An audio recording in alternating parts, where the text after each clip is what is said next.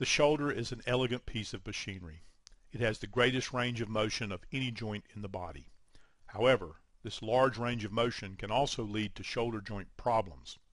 Understanding the different parts of the shoulder can help you understand how the shoulder works, how it can be injured, and how challenging recovery can be when the shoulder is injured. The important structures of the shoulder can be divided into several categories. These include bones, joints, ligaments, tendons, muscles, nerves, blood vessels, and bursa. The bones of the shoulder are the humerus, or the upper arm bone, the scapula, or the shoulder blade, and the clavicle, or the collarbone. The roof of the shoulder is formed by a part of the scapula called the acromion. There are actually 4 joints that make up the shoulder. The main shoulder joint, called the glenohumeral joint, is formed where the ball of the humerus fits into a shallow socket on the scapula. This shallow socket is called the glenoid. The acromioclavicular, or AC joint, is where the clavicle meets the acromion. The sternoclavicular, or SC joint, supports the connection of the arms and shoulders to the main skeleton on the front of the chest. A false joint is formed where the shoulder blade glides against the rib cage. This joint, called the scapulothoracic joint, is important because it requires that the muscles surrounding the shoulder blade work together to keep the socket properly aligned during shoulder movement. Articular cartilage is the material that covers the ends of the bones of any synovial joint. Articular cartilage is about 1/4 of an inch thick in most large weight-bearing joints. It is a bit thinner in joints such as the shoulder, which don't normally support weight. Articular cartilage has a rubbery consistency. It is very slippery, which allows the joint surfaces to slide against one another with very little friction.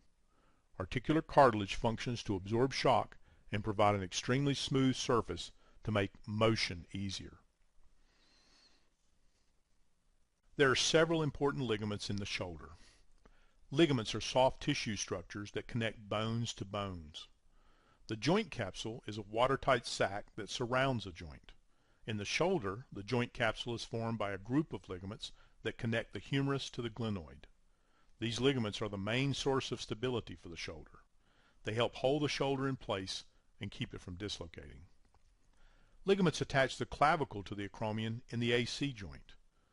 2 ligaments connect the clavicle to the scapula by attaching to the coracoid process, a bony knob that sticks out of the scapula in the front of the shoulder. A special type of ligament forms a unique structure inside the shoulder called the labrum. The labrum is attached almost completely around the edge of the glenoid. When viewed in cross-section, the labrum is wedge-shaped. The wedge shape and the way the labrum is attached create an elevated rim around the glenoid socket. This is important because the glenoid socket is so flat and shallow that the ball of the humerus does not fit tightly. The labrum creates a deeper cup for the ball of the humerus to fit into. The labrum is also where the biceps tendon attaches to the glenoid. Tendons are much like ligaments, except that tendons attach muscles to bones. Muscles move the bones by pulling on the tendons. The biceps tendon runs from the biceps muscle across the front of the shoulder to the glenoid. At the very top of the glenoid, the biceps tendon attaches to the bone and actually becomes part of the labrum. This connection can be a source of problems when the biceps tendon is damaged and pulls away from its attachment to the glenoid. 4 tendons connect the deepest layer of muscles, the rotator cuff muscles, to the humerus. Just before these muscles attach to the upper end of the humerus, they join together to form a single tendon called the rotator cuff. The rotator cuff muscles lie just outside the shoulder joint. These muscles help raise the arm from the side and rotate the shoulder in many directions. The rotator cuff muscles and tendons also help keep the shoulder joint stable by contracting and holding the humeral head tightly in the glenoid socket as the humerus moves. The large deltoid muscle forms the outer layer of shoulder muscle. The deltoid is the largest, strongest muscle of the shoulder. The deltoid muscle provides the power to lift the arm once the arm is away from the side. The main nerves that travel into the arm run through the axilla under the shoulder.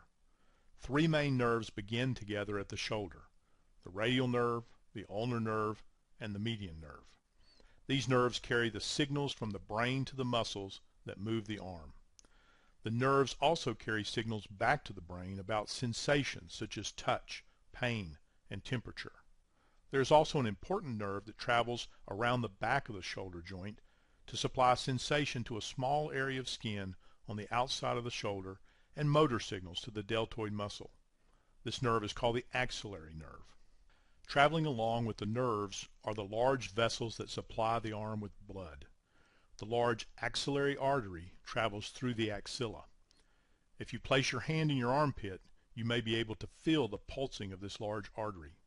The axillary artery has many smaller branches that supply blood to different parts of the shoulder. The shoulder has a very rich blood supply. Sandwiched between the rotator cuff tendons and the deltoid muscle are structures known as bursa. Bursa are everywhere in the body.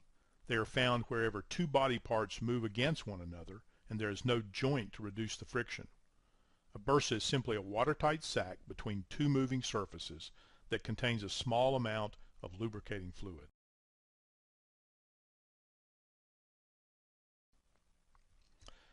As you can see, the shoulder is extremely complex with a design that provides maximum mobility and range of motion.